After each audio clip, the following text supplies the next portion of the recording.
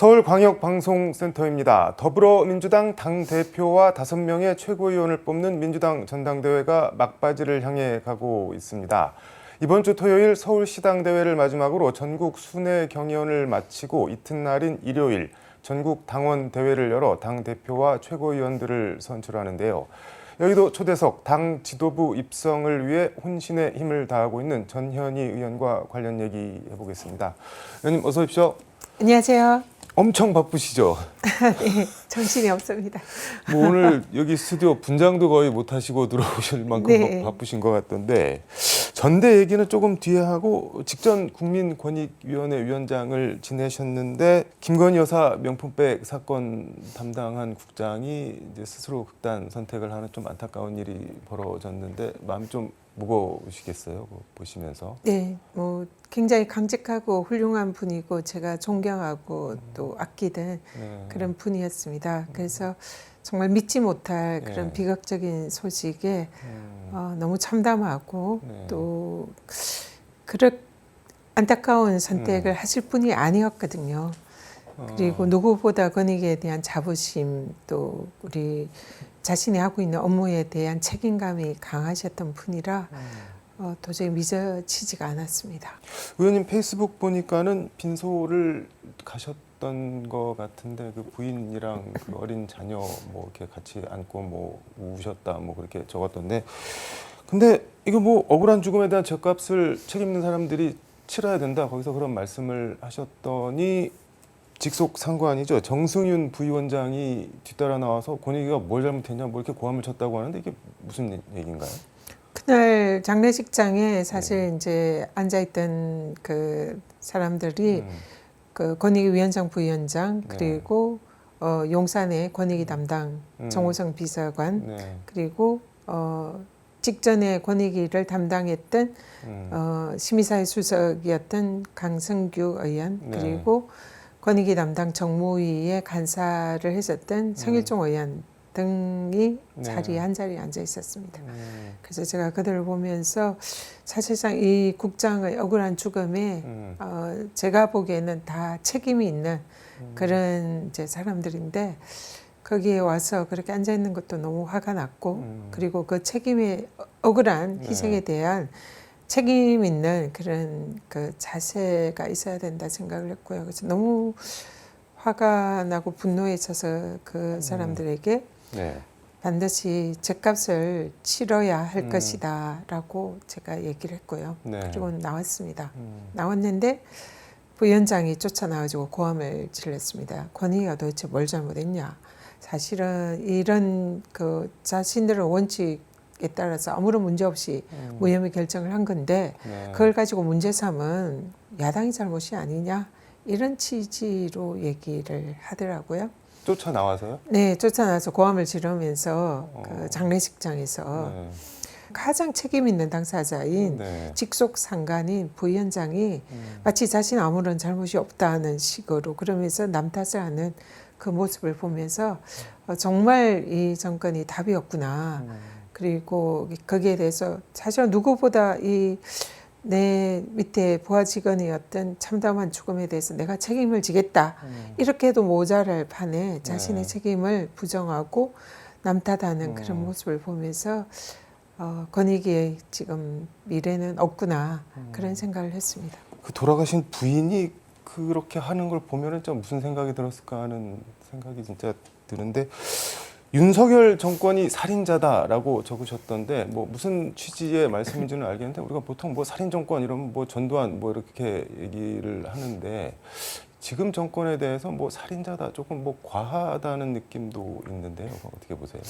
지금 이 사안이 대통령 부부의 척닥금지법 위반을 덮으려고 무리하게 권익위 수뇌부가 나서서 거기에 대해서 다른 의견을 가지고 있는 국장의 소신을 이렇게 묵살하고 그 과정에서 생긴 비극이다 이렇게 봅니다. 그러면 근본적인 원인은 저는 김건희 여사가 왜 그 금지되어 있는 물품인 그 명품백을 수수를 했냐 거기에 근본적인 원인이 있고 그리고 그것을 왜 대통령이 덮으려고 했나 그리고 그것은 대통령의 범죄입니다.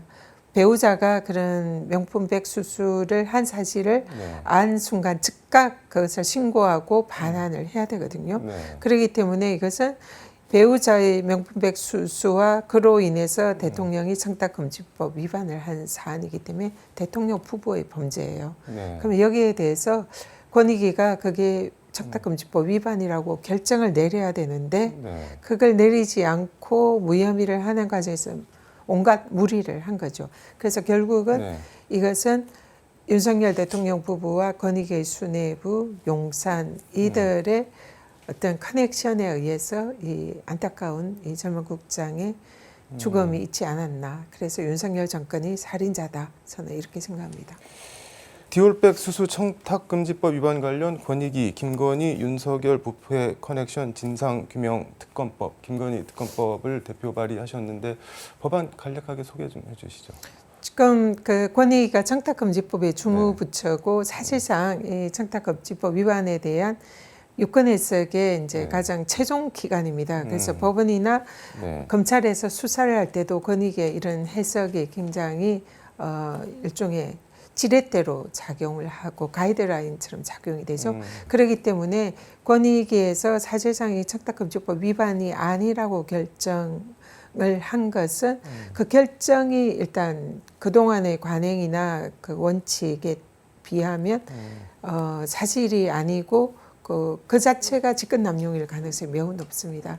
그래서 여기에 대해서 무혐의 결정을 하게 된 그 과정에서 위법은 없었는지 청탁금지법 위반의 매우 중요한 전제 조건이 됩니다. 그렇기 때문에 이번에 제가 발의한 청탁 이 금지법 관련 특검법은 권익위와 윤석열 대통령, 김건희 여사 이 3자를 대상으로 해서 네. 이 3자 간의 어떤 불법적인 커넥션과 위법을 밝혀내는 그런 특검법이고요. 그리고 이제 이번에 이 국장의 안타까운 죽음이 있었는데 네. 그 죽음에 이르게 되는 그 과정, 거기에서 외압은 없었는지 이런 네. 부분도 수사 대상이 될 수 있을 것 같습니다. 근데 뭐 다 떠나서 민주당이 뭐 결정을 하면 법안을 통과를 시킬 수는 있을 텐데 윤석열 대통령이 본인 부인 특검법을 수용을 할까요? 그냥 거부권 행사하지 않을까요? 그럴 가능성이 높죠. 네. 근데 윤석열 대통령이 자신과 부인의 범죄 행위에 관한 수사를 하는 특검법에 거부권을 행사하는 것은 이거는 명백한 이해 충돌입니다. 법원의 판사들도 네. 이 헌법상의 권리인 재판권을 행사할 때에 본인이나 가족과 관련돼 있는 사건이 재판 안건으로 오르면 네. 거기에 대해서 반드시 회피하거나 제척, 기피를 하도록 되어 있습니다. 네. 그 이해충돌방지법에도 대통령이 그러한 자신과 관련되어 있는 업무는 회피하도록 규정이 되어 있습니다. 그래서 이미 대통령이 자신과 관련되어 있는 특검법에 그걸 직무를 회피하지 않고 그게 거부권을 행사하는 건 이해충돌방지법 위반이고요. 또 다른 이 법률 위반으로 네. 헌법에 정해진 헌법과 법률 위반의 경우에 대통령의 탄핵 사유가 되잖아요. 그런 사유가 될 수 있는 범죄를 저지른 거다. 그래서 특검법 거부권 네. 행사하지 마시라라고 경고드립니다. 아, 김건희 특검법에 대해서 거부권을 행사하면은 이해충돌방지법 위반으로 탄핵 사유가 될 수 수 있습니다. 있다. 그런 말씀이네요. 네. 알겠습니다. 이 얘기는 이 정도로 하고 민주당 전당대회 이제 막바지를 향해 가고 있는데 이재명 후보 같은 경우는 뭐 90% 이렇게 안팎 왔다 갔다 하는 지지를 얻고 있는데 국민의힘에서는 그 일극 확인 대회 아니냐 뭐 이렇게 비아냥거리는 것 같은데 그건 어떻게 보세요? 일단 민주당 이재명 네. 대표가 네. 우리 당원들과 지지자들 사이에서는 엄청난 인기를 네. 가지고 있다는 걸 확인한 거고요. 그게 뭐 누가 지지하라 지지하지 말아라 해서 된 게 아니라 네. 자발적으로 그렇게 그 당원들이 지지하는 거잖아요. 네. 그래서 그만큼 우리 이재명 대표 리더십을 우리 지지자들이 인정을 하고 기대가 많다. 이것의 반증이다 생각하고요. 네. 국민의힘이 그걸 이제 일극 체제가 아니냐.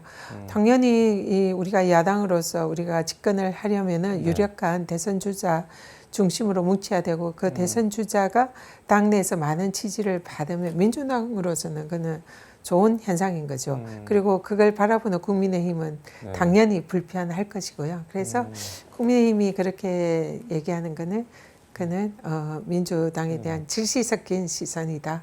이렇게 보고 있습니다. 부러우니까는 딴 얘기하고 있다 뭐 그런 말씀인 건가요? 깎아내리려는 거죠. 네. 지금 말씀하신 대로 이제 권리당원 온라인 투표 승부처 서울 남겨두고 있는데 지금 서울 호남 향후회 회장단이 의원님에 대해서 공개 지지 선언을 했다고 하는데 이건 어떤 내용인 건가요? 제가 원래 영남 출신이잖아요. 통영 출신. 네, 그래서 영남 출신이 제가 민주당에 이렇게 입당해서 정치를 하게 된다면 그는 지역주의를 깨는 데 조금이라도 보탬이 되지 않겠냐 그 생각으로 민주당에 입당해서 네. 지금까지 오직 민주당만 지켜오고 뭐 네. 탈당이나 뭐 다른 이런 견눈 팔지 않고 일편단심 민주당을 지켜왔습니다. 그래서 사실 호남 분들께서 네. 이 그 원칙과 소신을 지키고 또 항상 정의로운 그런 네. 이제 역할을 하는데 앞장서는 전현희가 네. 이 호남 정신에 부합한다. 그래서 그런 차원에서도 우리 호남 정신을 계승하는 그런 정치인으로서 호남 향후에서 이제 전현희다 네. 이렇게 인정을 해주신 것 같고요. 그래서 사실상 서울 호남 향후의 회장단들은 거의 다 오셨고 네. 또 전국 호남 향후의 회장들과 각 지역의 회장님들 거의 전국 호남 향후의 임원진을 거의 다 함께 하셔서 지지를 선언을 해주셨습니다. 그러니까 뭐 한마디로 영남 출신으로 호남 정신 계승 간직하고 있는 전현희 의원을 지도부에 입성시켜야 된다. 뭐 그런 취지였던가 보네요. 그게. 네, 호남이 선택한 영남 정치인으로 네. 그분들이 저를 선택하셨다 이렇게 말씀을 하셨습니다. 근데 페이스북에 정치는 신의가 제일 중요하다 엄청 강조를 하셨던데 뭐 특별한 이유가 있어서 이렇게 강조를 하신 건가요? 이번 전당대회 네. 과정에서 일단 제가 좀 네. 내상을 많이 입었습니다. 내상이요? 그 전당대회 과정에서 이제 특정 세력이 저를 끌어내리기 위해서 저한테 이제 이른바 마타도어 허위 사실 유포를 많이 했고요. 이번에 전당대회가 이제 사실상 온라인 당원들 중심으로 네. 이렇게 주로 이제 많이 이루어지다 보니까 그런 허위 사실과 마타도어가 순식간에 번지고 제가 이제 몹쓸 사람으로 되어 있더라고요. 아니, 무슨 마타도가 그렇게 많이 뭐 그냥 엄청 차마 많습니다. 말씀을 네, 차마 하시기가- 제가 제 입으로 말씀드리기는 어려운데 모두가 거짓이다, 가짜 뉴스다 이렇게는 말씀을 드리고 네. 절대로 속지 마시고 전현의 진심을 알아주시기를 부탁드립니다. 네. 대통령 명예훼손 수사 관련해서 언론 야당 인사들 무더기 통신조회한 거 가지고 게슈타포 나치 정권이라고 아주 세게 비판을 하셨던데 이건 어떤 말씀일까요? 근데 윤석열 대통령이 네. 후보 때 했던 그 얘기를 제가 일종의 반사를 한 겁니다. 윤석열 대통령이 후보 시절에 네. 공수처에서 대통령과 후보 그 가족들 네. 김건희 뭐 그 관련 가족들과 그리고 국민의힘 의원들 정치인들 그래서 공수처가 당시에 89명을 그 통신 네. 기록 조회를 한 사안이 있었잖아요. 네. 그때 이제 윤석열 대통령 후보가 이것은 미친 짓이다 공수처에 대해서 그리고 이거는 나치 정권 그 게슈타포나 할 일이다 이런 얘기를 했었거든요. 근데 지금 검찰이 윤석열 대통령의 이제 언론과 뭐 이런 관련되어 있는 명예훼손 사건을 검찰이 네. 그 관련자들을 그 통신 조회를 했는데 그야말로 무차별하게 네. 뭐 엄청나게 대규모로 했잖아요. 뭐 3,000명 수준으로 했다는 얘기부터 네. 10,000명, 뭐 많게는 10만 명까지 조회를 했다 이런 보도도 있더라고요. 그래서 이렇게 무차별적으로 더구나 윤석열 대통령에 관련되어 있는 사안에서 네. 검찰이 그렇게 조회를 한 것은 그거 옛날에 윤석열 대통령 후보가 했던 그 잣대 그대로 하면 이거는 검찰이 미친 짓 아닙니까? 그리고 검찰과 윤석열 정권이 게슈타포 나치 정권 아닙니까? 이렇게 제가 반문을 하는 것입니다. 뭐 한마디로 내가 하면은 합법 조사, 남이 하면은 미친 짓 게슈타포 뭐 그런 말씀인 거네요. 그러니까. 이 정권은 예. 내로남불 이중 잣대가 일상화되어 있습니다. 자기들한테는 굉장히 관대한 잣대, 네. 그리고 상대나 야당에게는 아주 엄격한 잣대.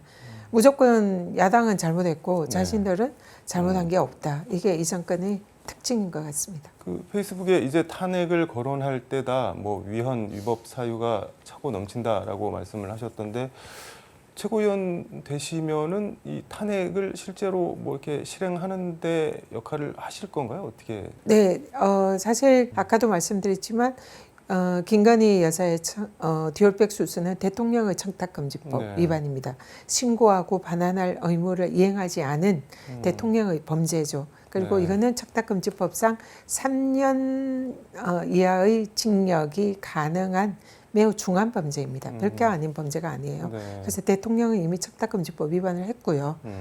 반환하고 신고를 안 했잖아요. 예, 그 자체로 청탁금지법 위반입니다. 그리고 아까 말씀드린 거부권의 그 남용, 그래서 자신과 배우자에 관한 거부권 행사, 이거는 이해충돌방지법 위반이 될 수가 있고요.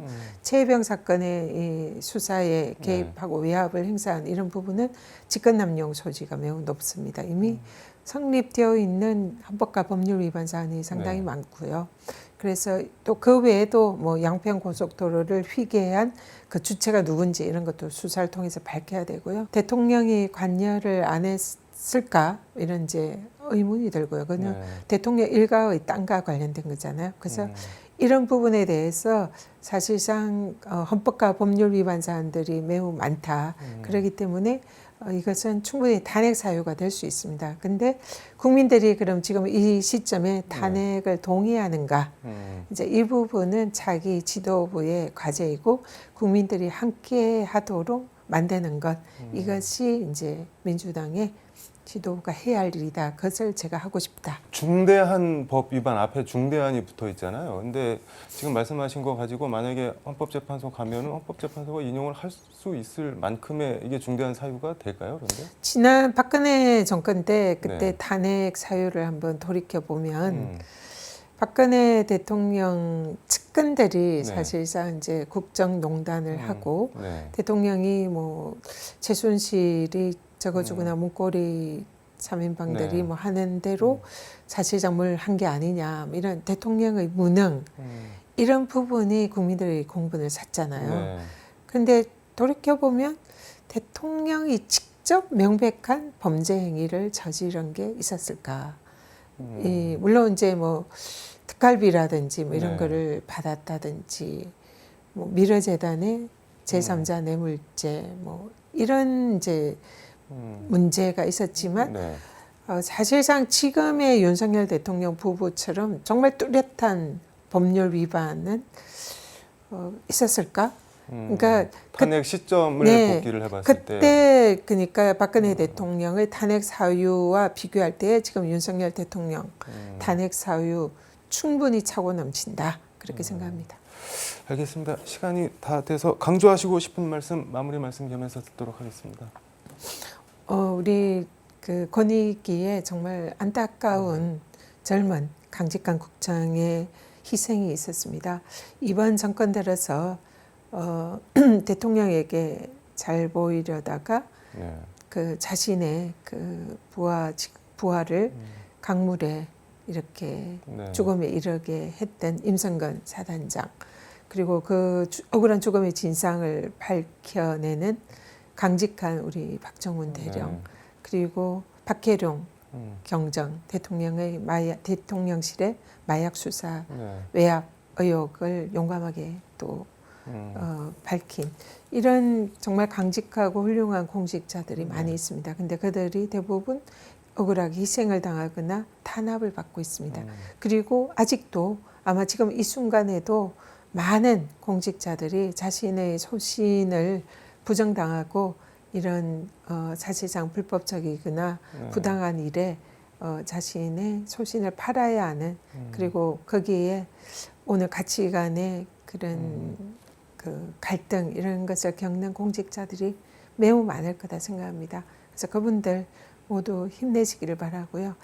이 어둠의 순간이 곧 또 밝은 새벽이 올 거다 기대를 희망을 가지시고 그리고 결코 좌절하지 마시고 이겨내시기를 정말 부탁드립니다. 우리 민주당과 저도 여러분들과 함께 하겠습니다. 국민 여러분 힘내십시오. 알겠습니다. 의원님 오늘 말씀 여기까지 듣도록 하겠습니다. 고맙습니다. 감사합니다.